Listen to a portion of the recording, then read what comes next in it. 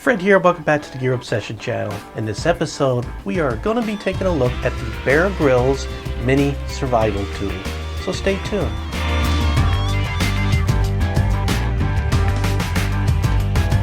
I'm sure most of you have heard about Bear Grylls.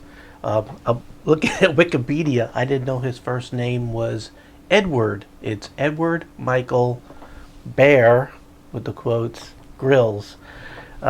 Very interesting person. A lot of people on YouTube sort of knock him because he supposedly had gone out on these adventures, and then after they stopped filming, he would go off to a luxury hotel. But when you read the guy's bio, he has done a lot, has nearly died several times, including a parachute not opening while, I don't know, 4,000 something feet up in the air, and a partial opening, and the guy came pretty close to death, 3 broken vertebrae, military service, been on top of Mount Everest. I don't think I'd be knocking the guy too much.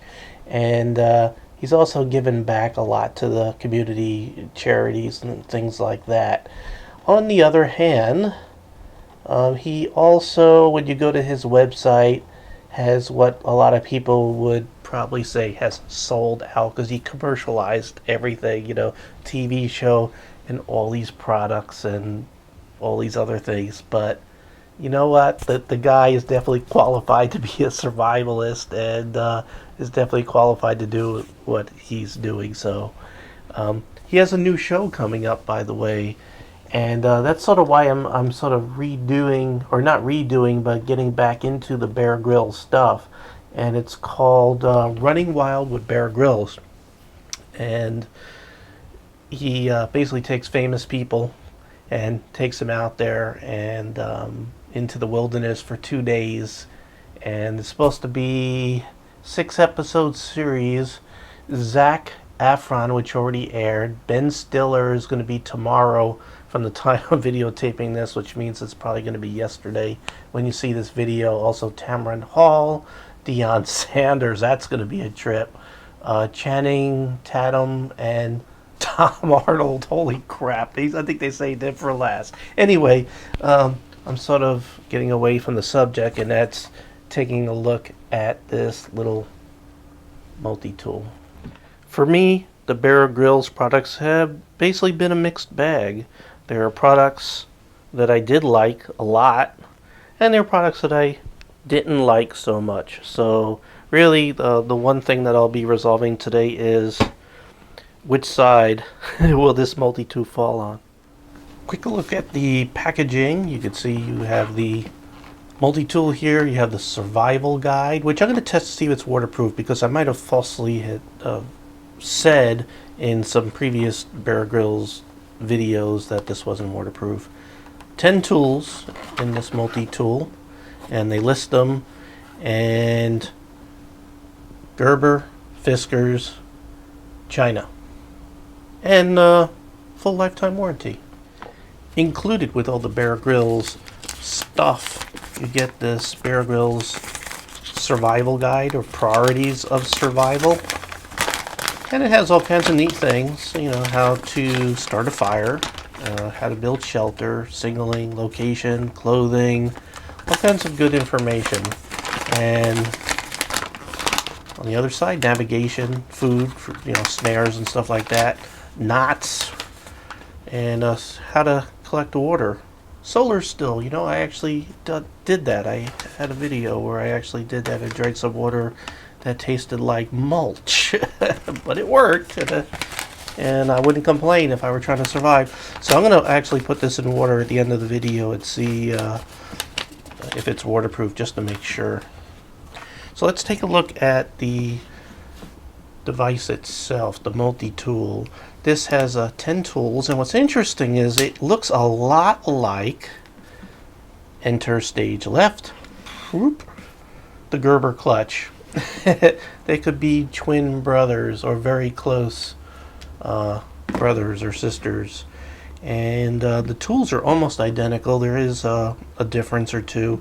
The scales look different, as you can see, but pretty close. I noticed that the clutch has polished tools, whereas the Bear Grylls is non-reflective, sort of a not a powder coat, but a sandblasted finish. And we'll go through the tools. So there are 10 tools. You have your needle nose pliers. You have your wire cutters, which is right there in the pliers. You have a fine edge knife. And it's on one of these sides. There it is. Let's see how sharp it is. I happen to have a piece of paper here. And we'll go ahead and test it. It's a little rough. It feels like it has like a micro serration. But carefully, you can cut paper with it, but it's sufficiently sharp for survival situation. It's small. I have a hard time calling this a survival tool, but it's better than no tool. So, and for a lot of people, they won't carry a multi-tool, and this is small enough where maybe they would carry it. So, and then they would end up in a situation that would require trying to survive.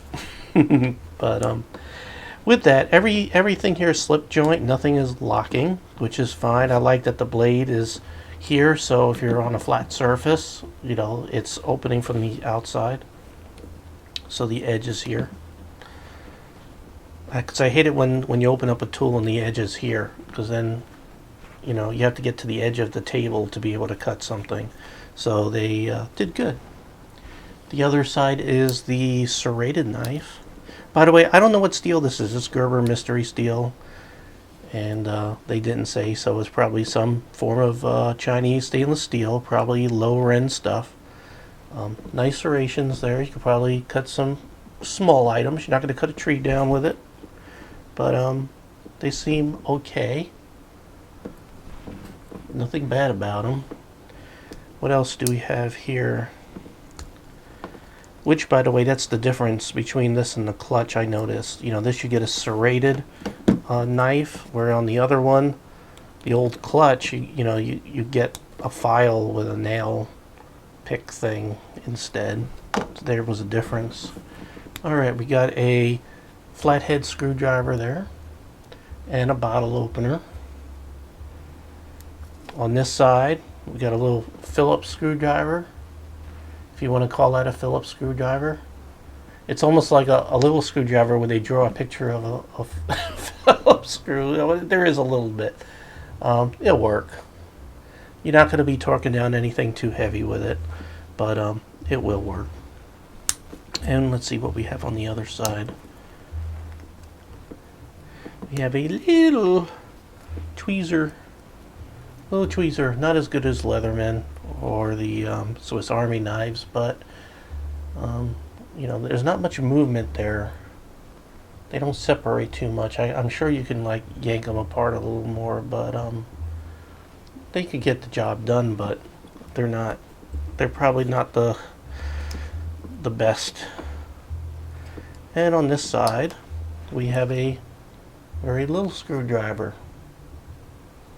They also count this little lanyard ring as a tool. So I think we covered all 10 tools. This is, although it deceptively feels heavy, it's 3 ounces, but I guess for the size, 3 ounces feels like a lot.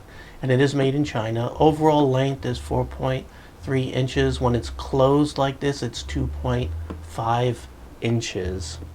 What I really feel like Gerber had done is, I think they basically discontinued making the clutch.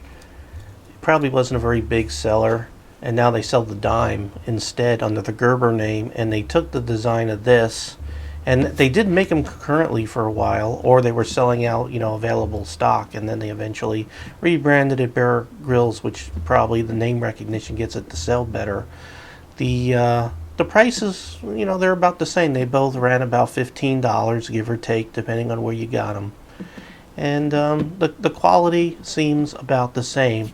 If I came across both and I didn't know what BG meant, I think I'd probably prefer, I I don't know. I think they're about equal, but I think I would actually go with the clutch only because I don't know, serrated. I don't know if this file